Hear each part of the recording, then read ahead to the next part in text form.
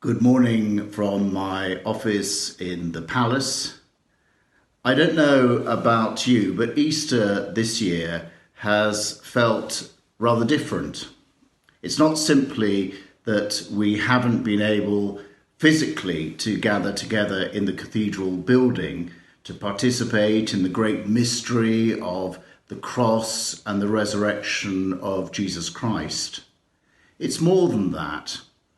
If I'm honest, I don't feel quite in the mood for Easter this year. The joy and delight of Easter has largely passed me by. Spring may be in the air, but sadly it's not in my step. And the reason is, I think, clear. I feel as though I'm still in the Garden of Gethsemane, in apprehension and foreboding as I await the latest briefing from Downing Street on the spread of the coronavirus. I feel as though I'm sharing in the agony of the cross as I listen to the bereaved talking about the loss of loved ones and to the emotional toll it is taking upon those courageous NH staff in hospitals and care workers in care homes. And as the lockdown and social distancing continues, I feel that I'm still in the tomb where the stone has not yet been rolled away. Spiritually and emotionally, I'm still in Holy Week. For me, Easter this year has been somewhat put on hold.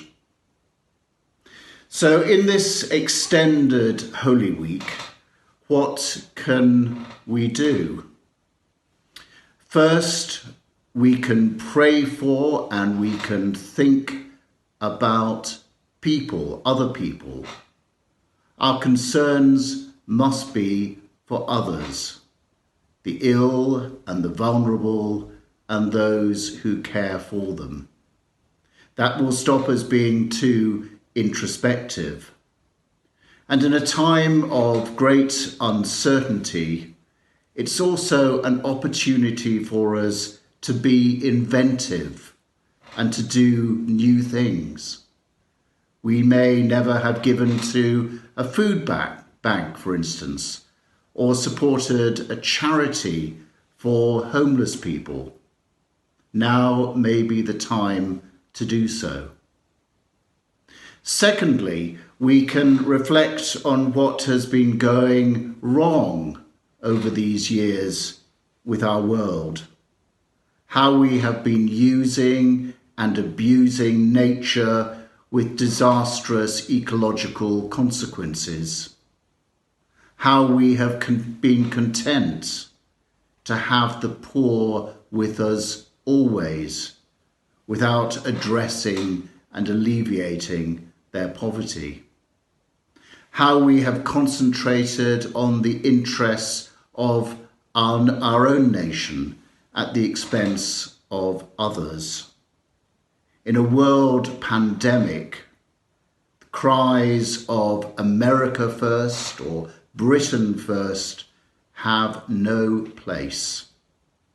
If nothing else, this pandemic helps us to recognize our common humanity and our interdependence, which knows no borders. But thirdly, after praying and reflecting, we can look forward.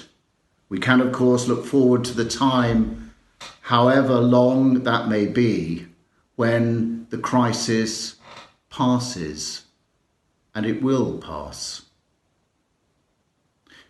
Just as there was a time BC, before coronavirus, so there will be a time which is AC, after the coronavirus.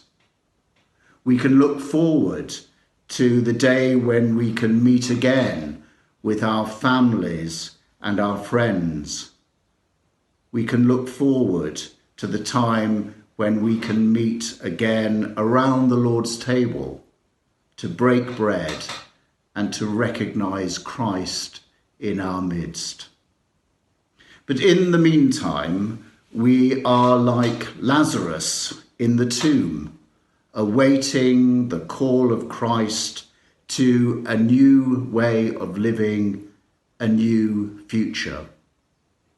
I'm not sure what that new future will look like, but one thing I am sure of is this: coronavirus may know no borders, but neither do faith, hope, and love.